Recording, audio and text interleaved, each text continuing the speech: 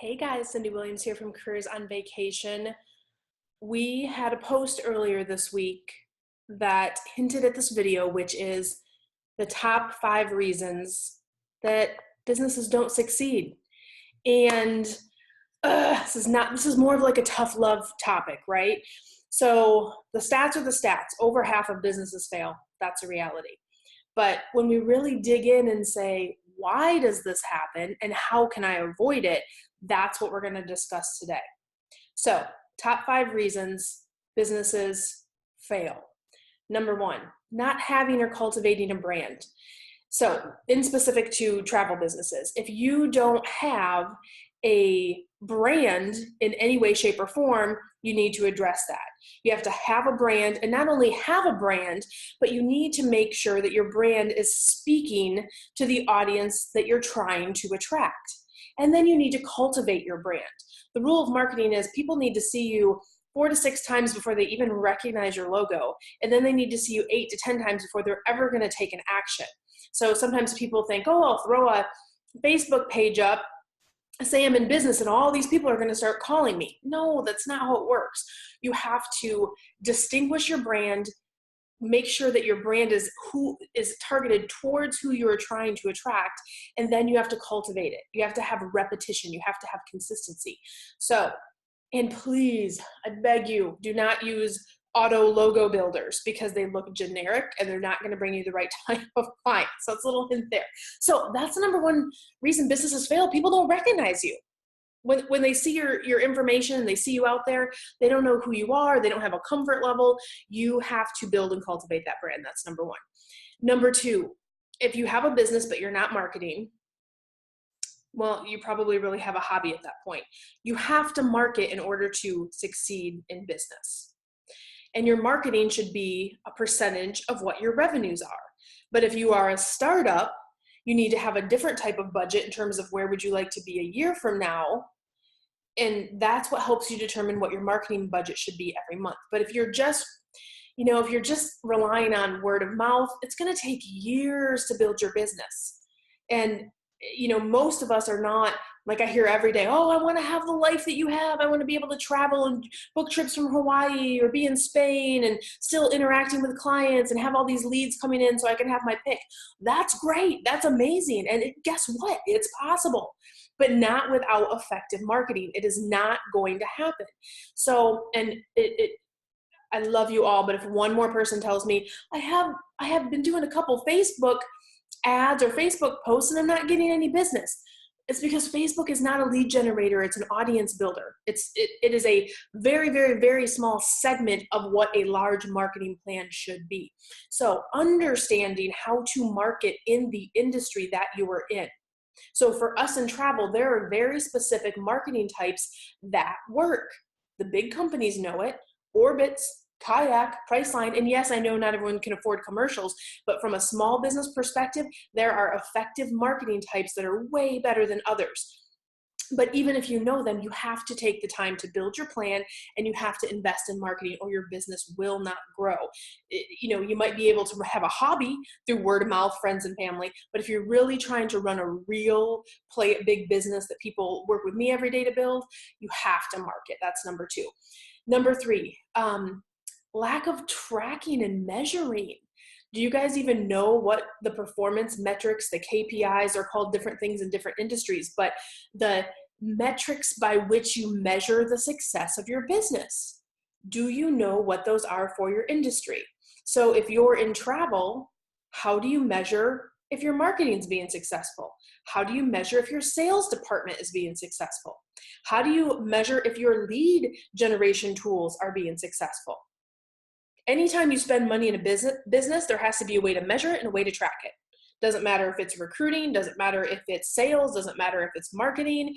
Those are the measures by which you have to make decisions in your business. So if you don't know what those are, you have to understand what your KPIs are, your key performance indicators, whatever you want to call them, key ratios. Again, different industries call them different things, but the measure by which the performance metrics by which you can measure the success of your business. You have to understand those.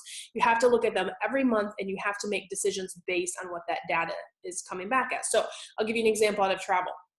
If you have 10 salespeople on your team and 3 of them are performing at 40% close rate and 6 of them are performing at a 20% close rate, but you don't really have that many leads coming in for the whole team, fire the 6 and keep the 3. Your close rate just went up to 40% for your whole company.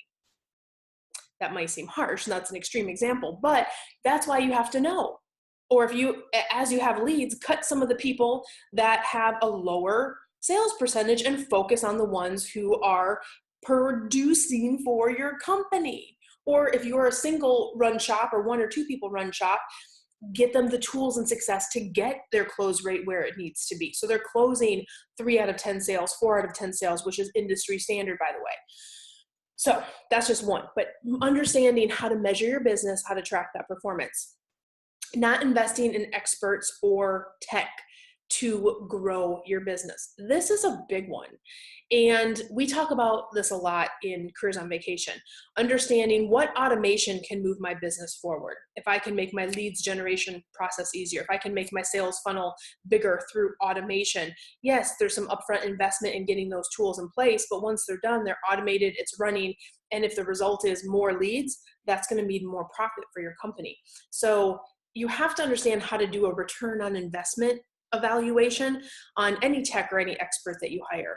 The other, the other side of the coin is, do you work with people that move your business forward? So I talked to someone yesterday and I said, hey, my investment budget for myself is between $15,000 and $20,000 a year. Because I know, yes, I'm super successful entrepreneur. Yes, my companies have brought in millions and millions over the years.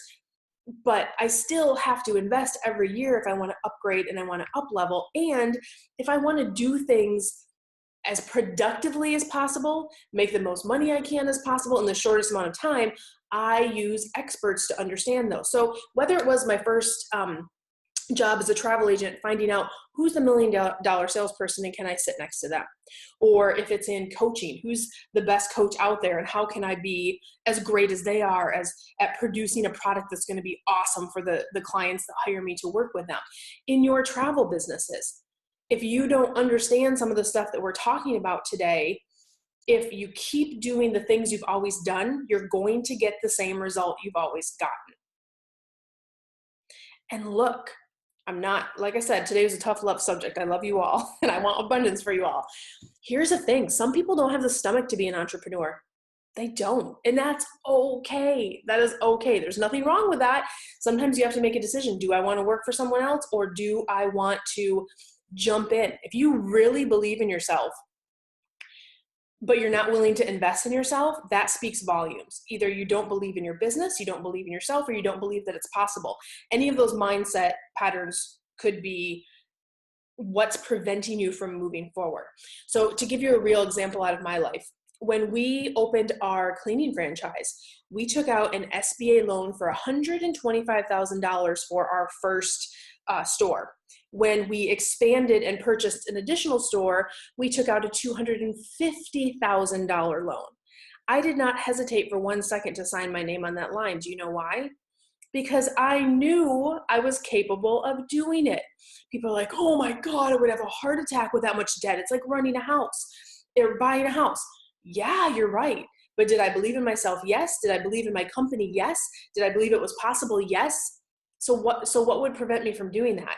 We took that 125 and then we took that 250 and we turned it into millions. But not everybody has the stomach to do that. So when you find something that you know you need to put your business forward, whether it's automation, whether it's a CRM system, whether it is a mentor that you want to work with, at some point you have to make a decision. And the other thing is too, like, as an entrepreneur, you can't be afraid you're going to make a mistake. You're going to pick the wrong scheduling software. You're going to, work with a client that, rolls you around and drives you crazy. As a business owner, you're going to make mistakes along the way. You think even with taking out those loans, of course the pressure was on. We got up every day knowing that we had to turn this business into a profitable situation so we could pay that debt off and get into the place where it was running in the green. And yes, it took work, it took diligence, and we made mistakes along the way. But when you make a mistake, as long as you're learning from it, you don't let it hold you back. You don't quit. You don't give up. You keep moving forward. My husband tells my kids all the time, and I love this. He goes, if my son makes a mistake or my daughter makes a mistake or they do something wrong, he just really doesn't yell at him. He says, "What did you learn?"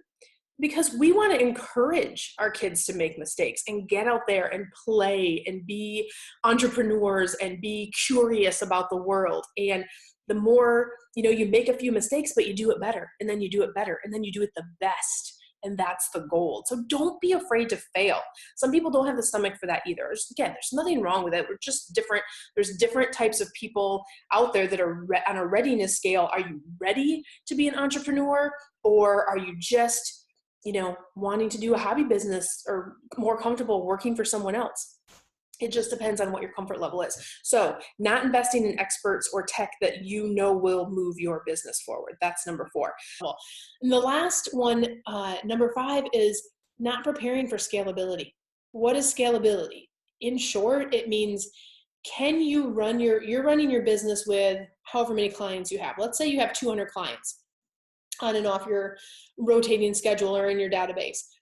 The processes you have in place today and the protocols that you have in place, can you follow and have that same structure at 1,000 clients?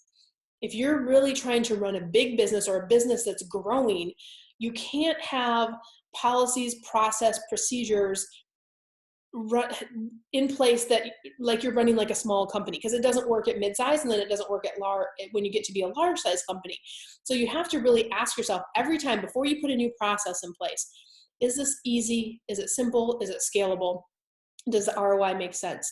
You have to go through that with really almost every decision you make as a business owner to make sure you're scalable. That's why so many people, they have all this activity and they get to where, I'm doing $300,000 a year. I feel great. But then they get stuck and they plateau because they can't figure out, they don't have the systems, processes in place to scale their business to a larger level. So that's why people plateau. So guys, again, this video is, I know it was tough love. I wore red for Valentine's Day this week though, so hopefully that helped a little.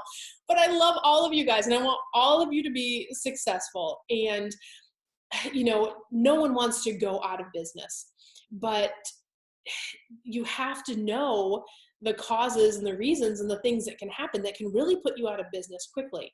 And, in travel, we have so many people that want to have this big, amazing business. They want to run it. They dream about it, being able to have everything that comes with having a mobile business, having a big business, having big commissions, all that good stuff. And all that's great.